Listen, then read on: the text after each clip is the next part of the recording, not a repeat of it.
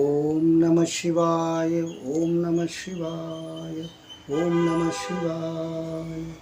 ஓம் தத்புருஷாய வித்மகே மகாதேவாய தீமகி தன்னோ ருத்ர பிரசோதயாது. அன்பார்ந்த ஸ்ரீ விஸ்வபிரம்மம் அனுக்கிரகம் ஜோதிடம் அடியேன் நடராஜாச்சாரி அனுபவ ஜோதிடர். பல ஜோதிட கருத்துக்கள், ஆன்மீக சிந்தனைகள் அவ்வப்போது அளித்து வந்திருக்கிறேன். அதற்கு நல்லதொரு ஊக்கத்தையும் ஆர்வத்தோடு அந்த எனது விஸ்வபிரம்மம் ஜோதிடம் என்ற யூடியூப் சேனலிலே பார்த்து சில கருத்துக்களை என்னோடும் பகிர்ந்து வருகிறீர்கள். உங்கள் அன்பான உள்ளங்களுக்கு என் மனமார்ந்த நன்றி. இதற்கு முன்னர் இந்த பாதகாதிபதிகள் உடைய ஒரு பதிவுகள், வீடியோக்கள் சமீப காலமாக நான் வெளியிட்டு வந்திருக்கிறேன். அப்படி சரம் லக்னத்திற்கு, அந்த ராசிக்கு எப்படிப்பட்டவர் பாதகாதிபதி என்ற விவரமும், அடுத்து திரம் என்ற ராசிகளுக்கு அந்த பாதகாதிபதி எப்படிப்பட்டவர் என்ற விவரமும் அளித்து வந்திருக்கிறேன். அந்த வரிசையிலே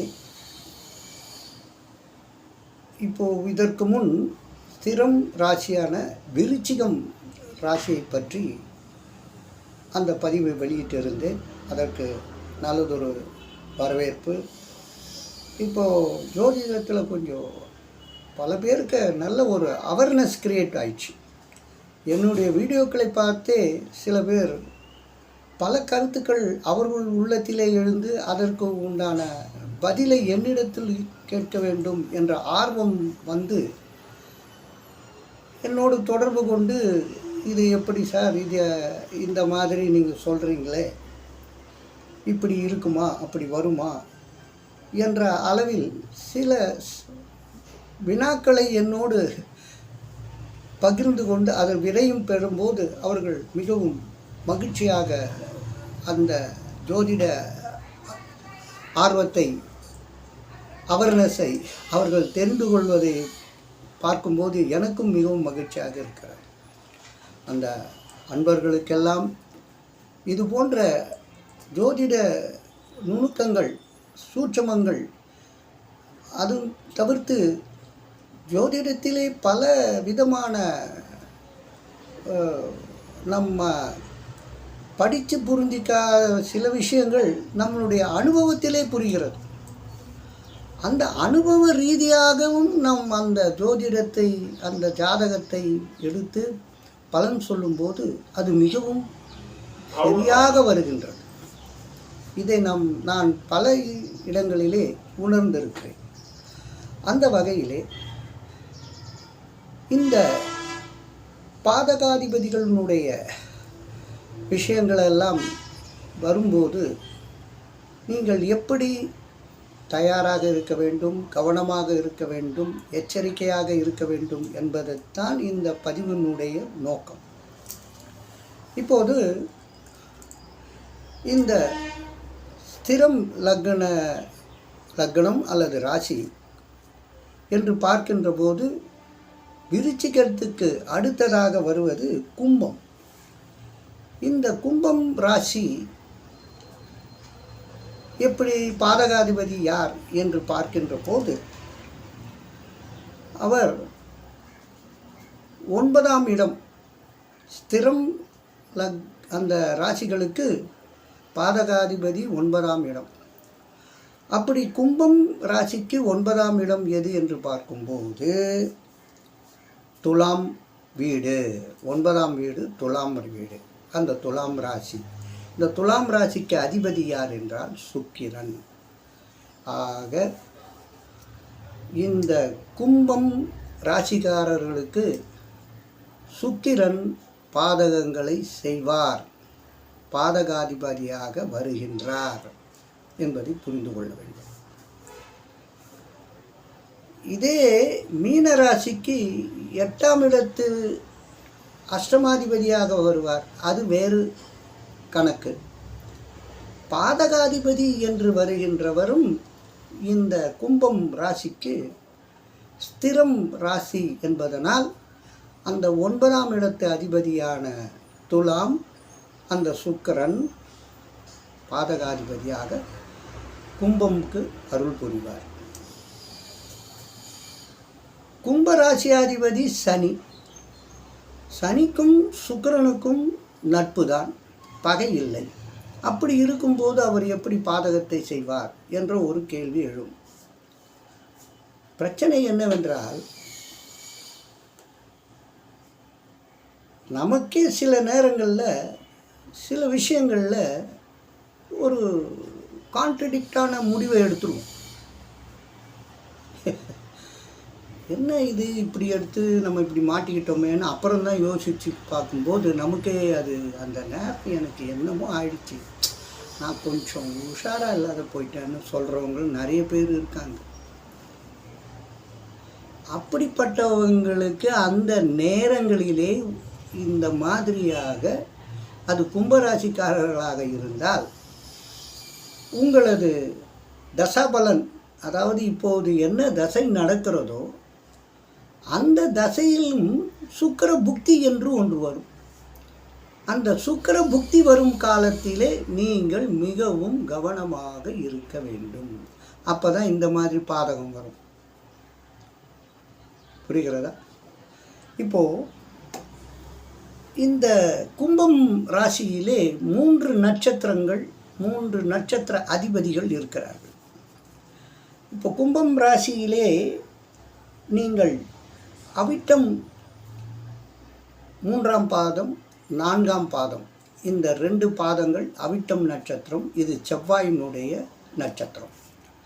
அடுத்ததாக சதயம் 4 பாதங்களும் அதிலே இருக்கின்றன, அது ராகுனுடைய நட்சத்திரம். அடுத்ததாக பூரட்டாதி 1ஆம் பாதம் 2ஆம் பாதம் 3ஆம் பாதம், இந்த 3 பாதங்கள் அந்த கும்பத்தில் இருக்கிறது. இந்த பூரட்டாதியினுடைய அதிபதி குரு, குருவினுடைய நட்சத்திரம் பூரட்டாதி.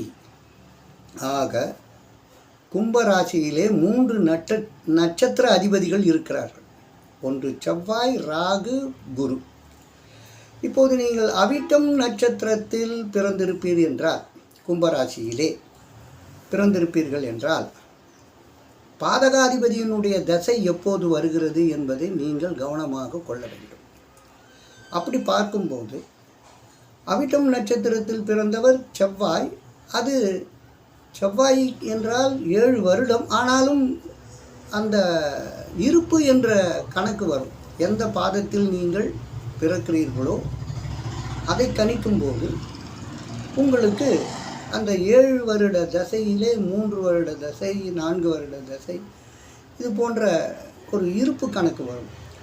ஆகவே அவிட்டம் நட்சத்திரத்தில் பிறப்பவருக்கு செவ்வாய் தசை இருப்பு முதல் தசை. அடுத்ததாக என்ன வரும்? ராகு தசை 18 வருடம், குரு தசை 16 வருடம், சனி தசை 19 வருடம், புதன் தசை 17 வருடம், கேது தசை 7 வருடம். அதன் பிறகுதான் சுக்கிர தசை வரும். அப்பா, அந்த 7வது தசை தானே, வயசே ஆயிடுமேப்பா எனக்கு. அது உண்மைதான். எப்படியும் 75 76 அந்த காலகட்டத்தில் தான் இந்த சுக்கிர தசை அவிட்டம் நட்சத்திரத்தில் பிறந்தவருக்கு வரும், 7வது தசை. ஆனாலும் கூட இந்த ராகு தசை, அதில் சுக்கிர புக்தி வரும், அப்போது கவனம். அதே போல் குரு தசை சுக்கிர புக்தி வரும், அப்போதும் கவனம். அது சனி தசை 19 வருடம்.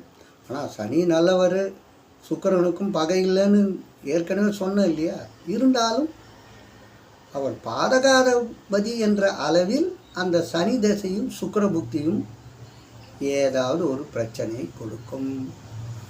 அடுத்தது புதன் தசை, அதிலும் சுக்கிர புக்தியை கவனிக்க வேண்டும். கேது தசை, நிச்சயமாக இந்த கேது தசை ஏதாவது ஒரு வகையில் இந்த சுக்கிர புக்தியில் அவரை உல்டா சீதா பண்ணிடும். வயசு வேறு ஆகிடும்.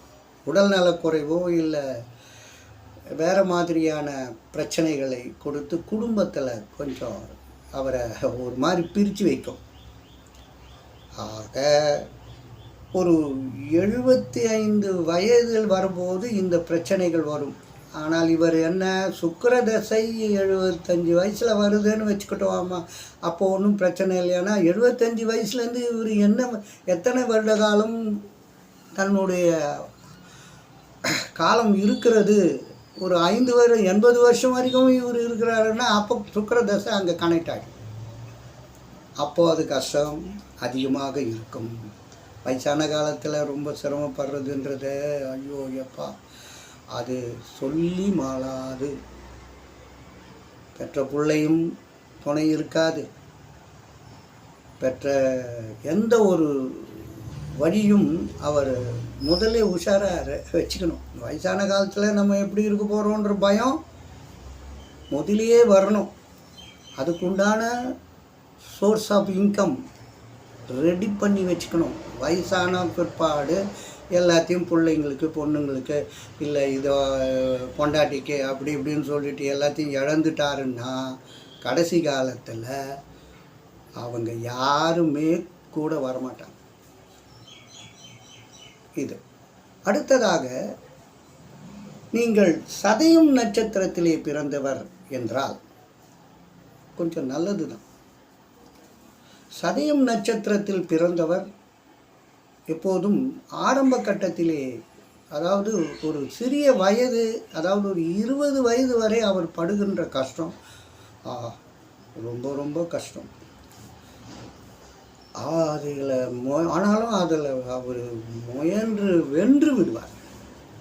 ராகு அவர் அவ்வளோ அழகாக ஷைன் பண்ணி அனுபவங்களை கொடுத்து ரொம்ப பிரமாதமான ஒரு நிலைக்கு வர வச்சு பார்த்திங்கன்னா 35 வயசில் இருந்து அவருக்கு யோகம் ஸ்டார்ட் ஆகும்.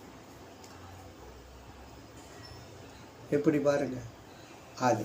ஆனாலும் அந்த ராகு தசை இருப்பு போக அடுத்து வருகிற குரு தசையில், சனி தசையில், புதன் தசையில், கேது தசையில் சுக்கிர புக்தி வரும். ஒன்றும் இல்லை, சுக்கிர புக்தியில் நம்மளை கொஞ்சம் தசை திருப்பும். யாருக்கு, இந்த கும்பராசிக்காரர்களுக்கு பாதகாதிபதி ஏதாவது ஒரு சிக்கல் கொடுத்தா தானே அவர் வேலையை அவர் கரெக்டு. நான் பாதகாதிபதின்றது எப்படி நிலைநாட்டுவார்? அவர் பண்ணிடுவார். அங்கே ஏதோ ஒரு பண நெருக்கடியோ இல்லை வேறு விதமான ஒரு பெரிய இந்த சுக்கிர புக்தியில் போய் இவர் எதையும் ஆரம்பிச்சிருந்தாருன்னு வச்சுக்கோங்க, அவ்வளோதான். அதை சரியாக முடிச்சுட்டு வரத்துக்குள்ளே முக்கி முணங்கி ஐயோ ஐயோன்ற அலறலோடு தான் அவர் அந்த புக்தி முடிகிற வரைக்கும் பிரச்சனையிலே இருப்பார். அடுத்ததாக பார்த்தீங்கன்னா குரு. பூரட்டாதி நட்சத்திரத்திலே பிறந்திருப்பீர்கள் என்றால் அது குருவினுடைய சாரம் பெற்ற நட்சத்திரம். அந்த குருவினுடைய இருப்பு போக அடுத்து சனி, புதன், கேது, சுக்கிரன் என்று 5வது தசையாக அந்த சுக்கிர தசை வரும். இந்த ராகு தசைக்கு 6வது தசையாக வரும். அந்த அவிட்டம் செவ்வாய்க்கு 7வது தசையாக இந்த சுக்கிர தசை வரும். ஆக இப்போ குரு தசையில் ஒருவர் பிறந்திருக்கிறார், பூரட்டாதி நட்சத்திரத்திலே பிறக்கிறார் என்றால் குரு தசை இருப்பு எவ்வளோன்னு போக அதில் சுக்கிர புக்தி ஆரம்பத்தில் வந்தாலும் ரொம்ப கவனமாக இருக்கணும். அது குழந்தையாக இருப்பாங்க, அவங்களுக்கு என்ன பார்த்து தெரியும், பெரியவங்க தான் அதை கொஞ்சம் ஜாக்கிரதையாக பார்த்துக்கணும். இல்லைன்னா உடல் நல கஷ்டம் அந்த குழந்தைக்கு வந்துடும். டாக்டர்கிட்ட ஓடுன்னு ஓடிட்டு இருப்பாங்க. இது ஒரு பிரச்சனை. அடுத்ததாக அந்த குருவுக்கு அப்புறம் அந்த சனி, புதன், கேது இதெல்லாம் 4 தசை போய் 5வது தசையாக தானே அது வரப்போகுது. ஸோ 5வது தசையாக சுக்கிரன் வரும் காலகட்டம் பார்த்தீங்கன்னா எப்படியும் ஒரு 50 வயசு தாண்டின மாதிரி தான் தோணும். ஆனால் 50 வயசுன்றது நமக்கு வாழ்க்கையிலே ஒரு புடிமானத்தையும் ஒரு ஸ்டாபிளாக நம்ம வாழ்க்கையில் முன்னேறத்துக்கு உண்டான எல்லா அடிப்படை விஷயங்களையும் நம்ம பண்ணிகிட்ருக்கோம். 50லேருந்து 60 வர காலகட்டத்துக்கு அப்புறம் நம்ம எப்படி இருப்போம், என்ன பண்ணுவோம், எது போகும், ஏன்னா சுக்கிரதசை வேறு வரப்போதேன்ற பயத்தொலியே அவர் கொஞ்சம் ஸ்டாண்ட் ஆகிடணும். ஏன்னா அது மிடில் ஏஜ், கிட்டத்தட்ட ஒரு 75 80 90 வயது வரைக்கும் கூட இருக்கிறாருன்னா அவருக்கு 50 வயசுக்கு மேலே கொஞ்சம் உஷாராகிடும். அப்போவே முதல்ல பிற்காலத்தில் நம்ம எப்படி இருக்கணுன்றதை இப்போவே அவர் பிளான் பண்ணும். அப்படி பண்ணிட்டாருன்னா அந்த சுக்கிரதசை அவரை ஸ்டாண்ட் பண்ணும். பரவாயில்ல, மேக்கப் ஆகிடுவார், சமாளிச்சிடுவார், வேறு ஒன்றும் இல்லை. அப்போ யாருக்கிட்டையும் அவர் கையேந்த வேண்டிய சூழ்நிலை அப்போவே வராது. ஏன்னா ஒரு மிடில் ஏஜில் போயிட்டு அவருக்குன்னு ஒரு சொத்து அல்ல ஒரு வருமானம் இல்லை ஒரு நல்ல வேலையை ஒரு கவர்மெண்ட் வேலை அதில் வரப்போகுது. ஒரு 60 வயசு போன உடனே நமக்கு ஒரு இன்சூரன்ஸு, இது மாதிரி பல விஷயங்கள் அவர் கரெக்டாக கொண்டு வந்துட்டு வச்சுட்டாருன்னா சுக்கிரதசையில் சூப்பராக இருப்பார், சமாளிச்சுக்குவார் எல்லாமே. ஏன்னா எதுக்கு என்ன வேணுமோ என்ன பிரச்சனையோ அதுக்கு அவருக்கு அனுபவம் இருக்குது. சமாளிக்கக்கூடிய தெம்பும் தைரியமும் இறைவனும் அந்த நேரத்தில் கொடுத்துருவார். ஆக இந்த சுக்கிரதசை தான் பிரச்சனை வரும் என்றில்லை. ஒவ்வொரு தசையிலும் வருகின்ற சுக்கிர புக்தியும் நீங்கள் கவனமாக இருக்க வேண்டும். உங்களுக்கு வரப்போகின்ற இந்த திசைகளிலும் சுக்கிர புக்தி 7வது தசை தானே வரப்போகுது, 6வது தசை தானே வரப்போகுது, 5வது தசை தானே வரப்போகுது, அப்போ பார்த்துக்கலான்னு நம்ம நினைப்போம். ஆனால் ஒவ்வொரு தசையிலும் சுக்கிர புக்தி வரும் என்பதை மறந்து விடக்கூடாது. அந்த காலகட்டம் எப்படி 2 வருஷமா 3 வருஷத்துக்குள்ளே அப்படி வரும். கரெக்டாக 3 வருஷம் இல்லைனாலும் 2 வருஷம் 6 மாதம் 8 மாதம் ஆக 2 வருஷம் கண்டிப்பாக அவர்களுக்கு இருக்கும். 2.25 வருஷம். ரொம்ப ஜாக்கிரதையாக இருங்க கும்பராசி அன்பர்களே. உங்களுக்கு இப்போதே என்ன தசை நடக்கிறது என்பதை விரிவாக தெரிந்து கொள்ளுங்கள். அதிலே சுக்கிர புக்தி வந்திருக்குதான் பார்வை, இல்லை எப்போ வரப்போகுதுன்னு பாருங்கள். இல்லை ஏற்கனவே சுக்கிர புக்தி வந்திருந்தால் நீங்கள் என்ன மாதிரியான செயல்பட்டு இருப்பீர்கள், என்ன மாதிரியான சிக்கல்ல எல்லாம் நீங்கள் இருக்கிறீங்கன்றதும் இப்போவே நீங்கள் உணரலாம். இப்போ உங்களுக்கு சுக்கிரதசை இருந்தால் கும்பராசிக்காரர்களுக்கு இதுபோல் சுக்கிரன் பாதகத்தை தருவார். சரி என்னங்க, சரி நீங்கள் சொல்கிறதெல்லாம் சரி, சுக்கிரனுக்கு என்ன பண்ணணும் அப்படின்னா அஷ்டலட்சுமி படம் ஒன்று வாங்கிக்கோங்க. 8 லட்சுமி இருக்கும். வாங்கிக்கிட்டு அந்த மகாலட்சுமி தோத்திரம், அடுத்ததாக இந்த கனகதாரா தோத்திரம், அந்த லக்ஷ்மியினுடைய ஸ்தோத்திரங்கள் நிறைய இருக்குது, புக்கு இருக்குது, யூடியூப்பில் கூட நீங்கள் டவுன்லோட் பண்ணிக்கலாம். அந்த இதுவை நீங்கள் வெள்ளிக்கிழமை மறக்காமல் வீட்டில் பூஜை பண்ணிவிட்டு வெளியே போங்க. ஒன்று, ஒரு வெள்ளிக்கிழமை முடிந்த அளவு பக்கத்திலே இருக்கின்ற லக்ஷ்மி நரசிம்மர் அப்படின்னா அந்த லக்ஷ்மி அம்மா அங்கே இருப்பாங்க. அந்த லக்ஷ்மி கோயில், துர்க்கை அம்மன் கோயிலில் கூட சில லக்ஷ்மி அம்மன்கள் இருப்பாங்க. அந்த மாதிரி அம்மன் கோயிலில் அந்த மகாலட்சுமிக்கு வேண்டுங்க, நெய் விளக்கு ஏற்றி வைத்து பிரார்த்தனை பண்ணுங்க. நிச்சயமாக ஓரளவுக்கு இந்த சுக்கிர தசையிலோ அல்லது ஒரு தசையில் சுக்கிர புக்தி நடக்கின்ற காலங்களிலோ இந்த வழிபாடு உங்களை நல்வழிப்படுத்தும்.